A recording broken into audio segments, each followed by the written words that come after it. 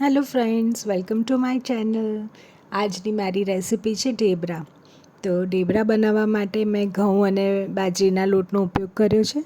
તો બાજરીનો ઝીણો લોટ લીધો છે, એ લગભગ 3/4 કટોરી લીધો છે. અને ઘઉંનો આપણો રોટલી બનાવવાનો લોટ 1 વાડકી લીધો છે. હવે એ જ સેમ વાડકી ભરીને મેથીની ભાજી અને થોડીક કોથમીર, એમાં એક મરચાંનું પીસ અને આદુનો ટુકડો મેં ચોપરમાં લઈ લીધા છે.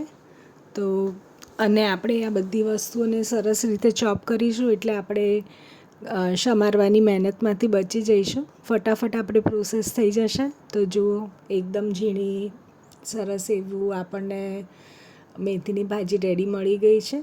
તો ચલો આગળની પ્રોસેસ કરીએ.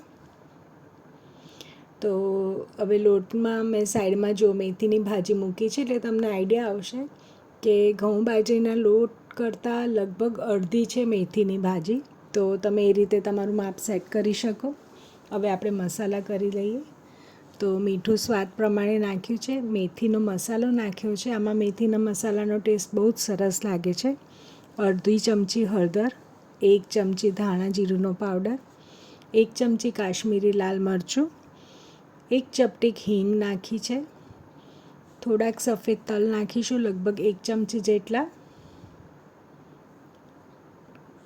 અને હવે એમાં મોહણ નાખી દઈએ. તો મોહણ આપણે 3 ચમચી નાખીશું. આમાં થોડું મોહણ સરખું નાખવાનું, તો જ આપણા ઢેબરા સોફ્ટ થશે.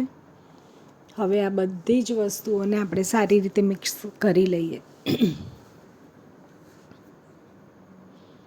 અને ફ્રેન્ડ્સ, આનો લોટ બાંધવા માટે મેં અડધો કલાક પહેલાં ખાટા દહીંમાં ગોળ પલાળી રાખ્યો હતો, એટલે ગોળ સરસ ઓગળી જાય અને આમાં ક્યાંય કણી ના આવે લોટમાં, અને આપણો લોટ પણ સરસ બંધાઈ જાય. તો જો આ રીતે મેં પલાળી દીધો હતો, પણ આમાં હજી મને થોડી કણીઓ દેખાય છે.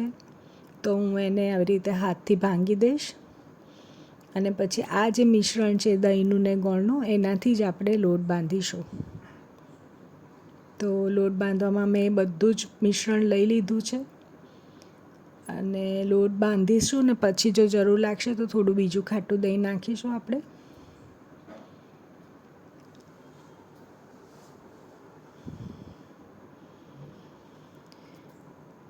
હવે લગભગ 2 ચમચી જેટલું બીજું ખાટું દહીં હું લઈશ. એટલે ટોટલ 4 ચમચી જેટલું ખાટું દહીં મેં લીધું છે અને લગભગ 1.5થી 2 વાડકી જેટલો ગોળ લીધો છે. હવે આ લોટ બાંધી દઈએ આપણે સરસ રીતે. અને ફ્રેન્ડ્સ, બહુ જ મસીને લોટ બાંધીશું એટલે મેથીની ભાજી પણ એનું પાણી છોડશે. હવે જો લોટ આપણો બહુ ઢીલોય નહીં ને બહુ કઠણ નહીં, એવો લોટ બાંધવાનો છે. લોટ આપણો રેડી છે. હવે આ લોટને આપણે રેસ્ટ જરાય નથી આપવાનો. આ એક ટીપ છે તમારા માટે, કારણ કે આમાં મેથીની ભાજી નાખી છે, એની પાણી ધીરે ધીરે છૂટશે ને લોટ ઢીલો થતો જશે, પછી આપણે વણી નહીં શકીએ. તો આને તરત જ લોટ બાંધ્યા પછી આગળની પ્રોસેસ કરવાની. તો જુઓ, હું લુવા પાડી લઉં છું.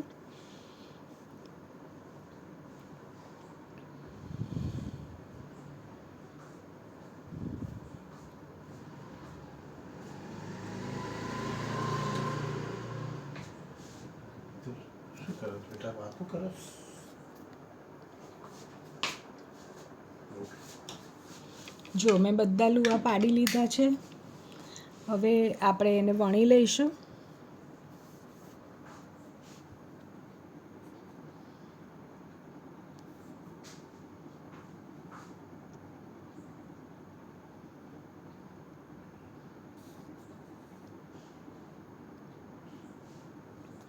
ડ્રાય લોટ ડસ્ટ કરીને વણવાનું. ઘણા લોકો એને પોલિથીન, આપણી દૂધની જે થેલી હોય એની પર બી વણતા હોય છે, એ પણ સારી મેથડ છે. એ રીતે વણીએ તો આપણે ડ્રાય લોટની જરૂર નથી પડતી. તો એ રીતે પણ વણાય, પણ મને આ રીત વધારે ફાવે છે. જો આ રીતે ઢેબરાની થિકનેસ આપણે રાખવાની.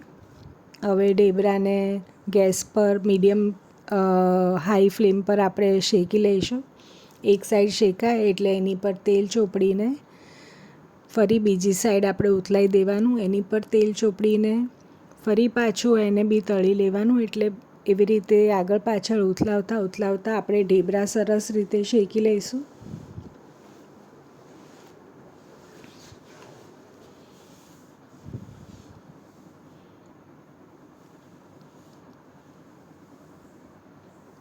તો આવી રીતે જુઓ, દબાઈને ઢેબરા આપણે સરસ રીતે શેકી લેવાના છે. હવે ફ્રેન્ડ્સ, એ ઢેબરાને આપણે જો શેલ્ફ લાઈફ વધારવી હોય ને તો આવા કાણાવાળા છીબામાં પહેલાં મૂકવાનું. એક ઢેબરું થાય એટલે થોડીવાર એને રહેવા દેવાનું, જ્યાં સુધી બીજું ઢેબરું આપણું રેડી નથી થતું ત્યાં સુધી. અને પછી એને આપણે ડબ્બામાં કે કશામાં સ્ટોર કરવાનું. તો આ ઢેબરા તમે વધારે લાંબો ટાઈમ સ્ટોર કરી શકશો. તો જુઓ, હવે આપણા ઢેબરા રેડી છે. ચાલો એને સર્વ કરી લઈએ. તો મેં આજે ઢેબરા સાથે દહીં, છુંદો અને લાલ મરચાંનું અથાણું સર્વ કર્યા છે. છુંદો મેં ઘરે બનાવ્યો છે. હવે સિઝન આવી જ રહી છે, હું એની રેસીપી પણ તમારી સાથે શેર કરીશ. તો ચાલો મિત્રો, ઢેબરા એન્જોય કરીએ. આવજો.